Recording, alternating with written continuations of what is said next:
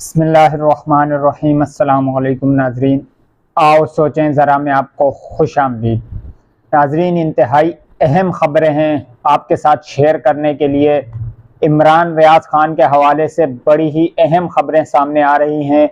उसके अलावा फजलुर रहमान साहब ने जो मुनाफिकत की आला मिसाल कायम की है उस हवाले से भी आपको बताएंगे। और पिछले 16 महीनों में क्यों पाकिस्तानी मीडिया महंगाई को मुश्किल फैसलों का नाम दे रहा था और क्यों उनके इतवार बाजार के चक्कर लगने कम हो चुके थे, उस हवाले से भी आपसे गुफ्तगू करेंगे। और उसके अलावा हुकूमत पंजाब ने जो एक बड़ा फैसला की है जजेस के हवाले से, जिस हुकूमत के पास जहर खाने के पैसे नहीं थे, उन्होंने क्या फैसला किया है उस हवाले से भी आपको बताएंगे। वीडियो में हमारे साथ रहिएगा। नाज़रीन, सबसे पहले शुरू करते हैं। जनाब फैज अहमद फैज साहब की एक गजल है। वो गजल पढ़कर लगता ऐसा है जैसे उन्होंने मौजूदा हालात पर ही लिखी हो। मौजूदा हालात की बेहतरीन अक्कासी उनकी ये गजल जो उन्होंने कई साल पहले लिखी है।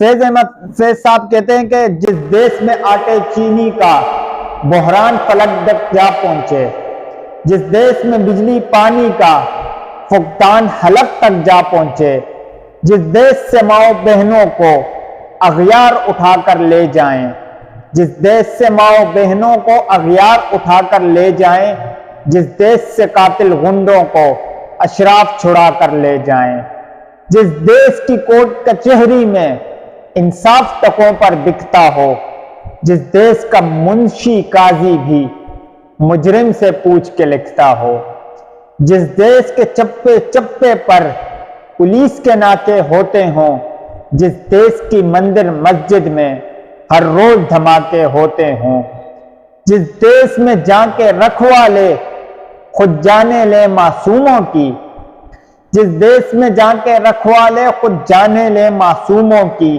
जिस देश में हाकिम जालिम हो सिसकी न सुने मजबूरों की, जिस देश के आदिल बहरे हो आहें न सुने मासूमों की, जिस देश की गलियों कूचों में हर सिंध फहाशी फैली हो, जिस देश में बिनते हव्वा की चादर भी दाग से मेली हो, जिस देश के हर चौराहे पर तो चार भिखारी फिरते हों, जिस देश में रोज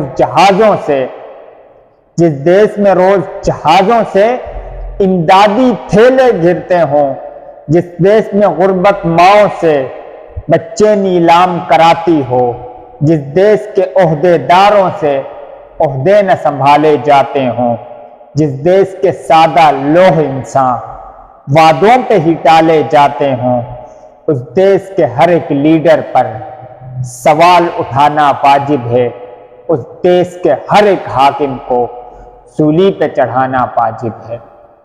फैज अहमद फैज साहब की ये गजल आज के पाकिस्तान की बेहतरीन अक्कासी करती है।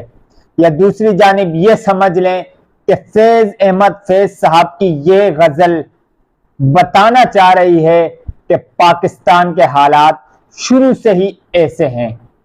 पाकिस्तान में कभी भी मजलूमों को इंसाफ नहीं मिला।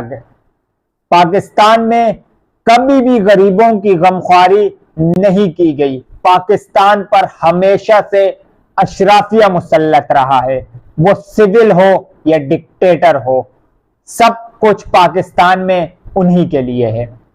मजीद खबरों की तरफ चलेंगे, लेकिन नाजरीन, अगर आपने अभी तक हमारा चैनल सब्सक्राइब नहीं किया तो चैनल को सब्सक्राइब कीजिए और बेल आइकन को दबाते हुए वीडियो को लाइक जरूर कीजिएगा।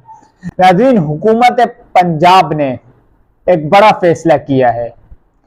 ये वही हुकूमत पंजाब है जिन्होंने सेहत कार्ड तक बंद कर दिया था गरीबों के लिए, लंगर खाने बंद कर दिए थे गरीबों के लिए, क्योंकि उनको चलाने के लिए इनके पास पैसे नहीं थे।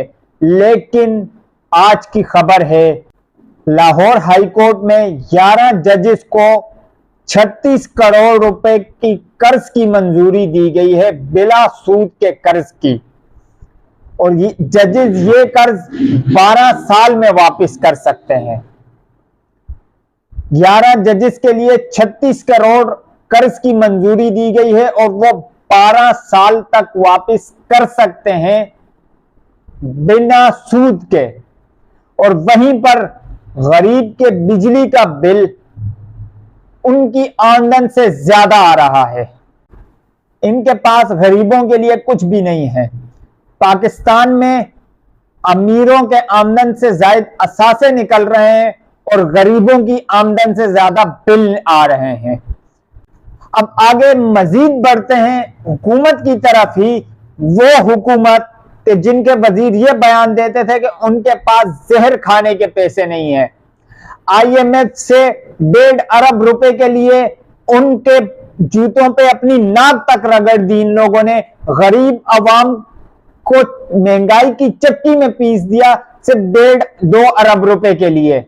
IMF के सामने बिलों में कीमतें बढ़ा दी, पेट्रोल की कीमतें 300 प्लस कर दी सिर्फ 2 अरब रुपयों के लिए। वो हुकूमत जिसके पास जहर खाने के पैसे नहीं है, उस हुकूमत ने अपने किरदार बेहतर बनाने के लिए, मीडिया को कंट्रोल में रखने के लिए, ARY न्यूज की खबर है कि गुज़िश्ता 1.5 साल में हुकूमत ने 9 अरब 60 करोड़ के इश्तिहारात दिए। ये सेक्रेटरी इतलात बता रहे हैं, ब्रीफिंग दे रहे हैं। प्रिंट मीडिया को 3 अरब 60 करोड़ रुपए के इश्तिहारात जारी किए। डिजिटल मीडिया को 1 अरब 23 करोड़ रुपए के इश्तिहारात जारी किए और इलेक्ट्रॉनिक मीडिया को 4 अरब 79 करोड़ रुपए के इश्तिहारात जारी किए गए हैं। ये सेक्रेटरी इतलात बता रहे हैं। सेनेट की कायमा कमेटी में उन्होंने ये ब्रीफिंग दी है। 10 अरब रुपए तकरीबन सिर्फ इश्तिहारात पर हुकूमत ने उड़ा दिए। वो हुकूमत जिसके पास जहर खाने को पैसे नहीं थे, जिसके पास गरीब आवाम को रिलीफ देने के लिए सहूलियात नहीं थी, जिसके पास इलेक्शन करवाने के लिए पैसे नहीं थे, वो हुकूमत 10 अरब रुपए के मीडिया को इश्तिहारात दे रही है। और मीडिया के इश्तिहारात देने का मेन मकसद इमरान खान साहब के खिलाफ प्रोपेगेंडा करना। जो इमरान खान साहब ने घड़ी ली थी वो 2 करोड़ है, 2 करोड़ मालियत की है और उस 2 करोड़ की मालियत की घड़ी पर प्रोपेगेंडा करने के लिए 10 अरब रुपए खर्च कर दिए गए। यह है पाकिस्तानी हुकूमत, जिनके पास और किसी चीज के लिए पैसे नहीं थे, लेकिन अपने आप को मीडिया पर साफ सुथरा रखने के लिए, मीडिया का मुंह बंद करने के लिए, इतवार बाजार में जाने से रोकने के लिए और रोडों पर लोगों के मुंह के अंदर माइक घुसाकर उनसे पूछने के लिए कि पेट्रोल 150 रुपए का हो गया तो कैसा लगा, अब 300 हो गया, और ये लोग ना पूछें, सिर्फ इस मकसद के लिए 10 अरब रुपए खर्च कर दिए गए। और वो 10 अरब अब वसूल किस तरह किए जा रहे हैं?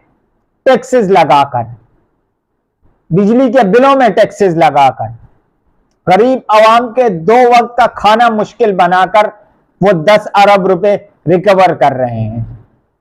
हम 1.5-2 अरब रुपए के लिए बैरूने मुल्क के सामने घुटनों के बल पर आ जाते हैं, लेकिन अपने मीडिया को खरीदने के लिए 10 अरब रुपए दे देते हैं। अब न जाने इनमें से सहाफियों को, मखसूस सहाफियों को कितने करोड़ रुपए मिले होंगे।